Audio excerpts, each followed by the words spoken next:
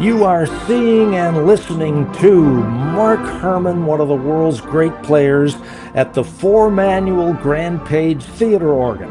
Not the grand page at Stephenson High School in the Auditorium, but the grand page in his hometown, Fort Wayne, Indiana, at the Embassy Theater. But you'll get to hear him in Stone Mountain coming up on November the 9th.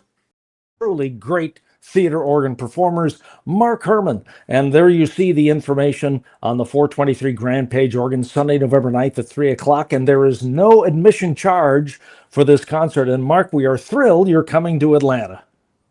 I'm looking forward to it, Ken.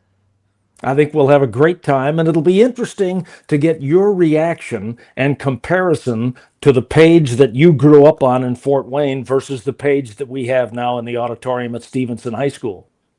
It's the only four-manual page I haven't played, so I'm looking forward to it. It's a little bit different, but whatever. Let's talk about the thing we love to talk about in these interviews, and that is your wow moment. Does it go back to the embassy or someplace else in terms of your finding out about the theater organ? It really does.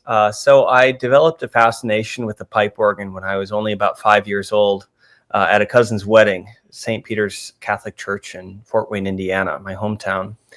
And I became the youngest member of the American Guild of Organists chapter at 7 and started attending their events. And they had a room on the organ bench program, similar to today's pipe organ encounters. And each year they would take a group of young people around to different places. And when I was in about 4th grade, they took us to the Embassy Theater.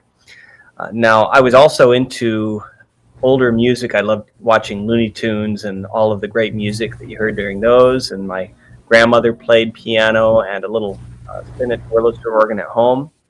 And it's from her that I learned the song that I played the first time I sat down at the Embassy page, which was the Darktown Strutter's Ball, where everybody else was trying to play, Ode to Joy or a little bit of Bach or Beethoven or what have you. So that's when I met also Bob Ortt and Bob Goldstein and Dine Pfeffenberger, and the rest is history. The great stalwarts that saved the Embassy Theater, and largely, I use this line all the time, the theater organ crazies saved the theaters because they couldn't have their play toy if they didn't have their play pen. And in this case, it was the Embassy Theater. And then I'm going to jump fast forward very quickly because I know one of the great influences in your musical life was the late John Ferguson, who was probably the greatest theater organ teacher we've ever known. Oh, he was an incredible individual, a total Southern gentleman. And I was so lucky that he lived only a couple of hours from where I grew up. And I'm even luckier to have had parents who were willing to drive me 2 hours, 4-hour round trip to have an organ lesson with John. But he was so incredible in just his innate musicality and his ability to hear every little detail. I couldn't get away with anything with him listening. And he had such a wonderful way of gently but firmly making suggestions and helping me grow as a musician. He wasn't my teacher, but he was by osmosis when I played at the Paramount Music Palace and he was the music director. There wasn't a session that went by that he didn't walk up and say, "Now you're doing this, don't ever do that again. Do this instead. Listen to what Bill and Donna have done here." He was amazing and just a wonderful, wonderful, sweet human being, and influenced a lot of players for sure. So your career has been most interesting.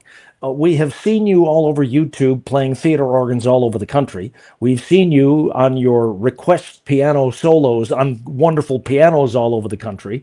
And you have gone from concert performer now to film cure, film musician, and with the passing of the great Kenny Crome, who installed more theater organs than anybody, you have picked up that mantle and have the Herman Pipe Organ Company, and you're installing theater organs all over the place. Well, so I had incredible respect for Ken Crome and so many others who have done phenomenal restoration work on theater pipe organs.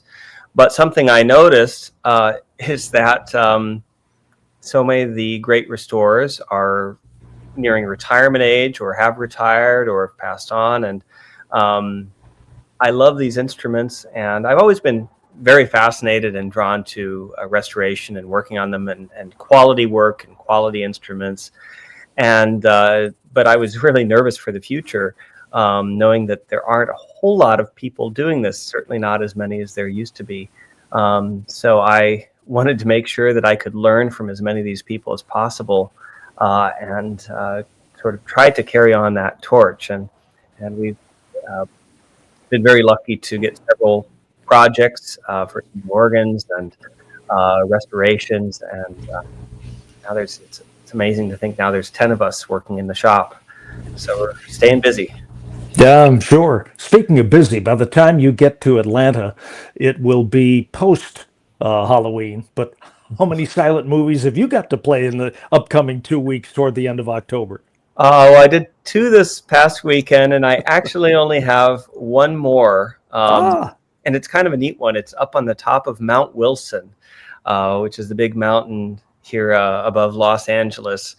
And it's where all the television towers are and some big telescopes are. But it's quite a trek to get up there. And there's a little auditorium from about 1930. And I put a little Allen theater organ in there earlier this year. They had one silent film so far that was sold out, standing room only. And we're doing another one here for Halloween. great. So, what will be a little of your repertoire for the Grand Page pipe organ on November the 9th? Have you an idea at this point? I'm putting you on the spot. I do. I do. So I've been sort of emerged in a lot of, or submerged in a lot of movie music, being here in LA, and also playing lots of silent film stuff. So I was going to focus my program around music from the movies. I just worked up a great big Wizard of Oz fantasy using some of the original score, and trying to just take a lot of the themes from that magical score and put it together. So, but all sorts of great stuff from the memorable movies and movie musicals. Well, we are most definitely looking forward to this visit. If you don't know the name, you will if you come to the Stephenson High School Auditorium on Sunday, November the 9th at 3 o'clock to hear this young man and his spectacular musical talents on our wonderful Grand Page Theater pipe organ. There is no admission charge. We'll obviously ask perhaps for a donation, but this is a free concert at 3 o'clock with some of the most fabulous pops music that you'll ever want to hear. And for those of you who don't know the theater organ, who just stumble upon our Atlanta chapter of the American Theater Organ Society website or YouTube or wherever you're seeing this, if you haven't been, it's like going to hear the Boston Pops. It's a whole variety of wonderful music. And what this young man can do with the theater organ is truly special. Oh, thank you. Very kind, Ken. Thank you. We speak the truth. Mark Herman, from Fort Wayne to Monrovia, California to Stone Mountain, Georgia on November the 9th, our guest. Thanks so much for your time, Mark. We'll Thanks, see you Ken. very shortly, and we'll hope to see you all at Stephenson High School, Sunday, November 9th at 3 o'clock with Mark Herman at the Grand Page Theater Organ. Free admission. Come on out to Stone Mountain for a spectacular Sunday afternoon of great music, and thanks for joining us. We'll hope to see you there.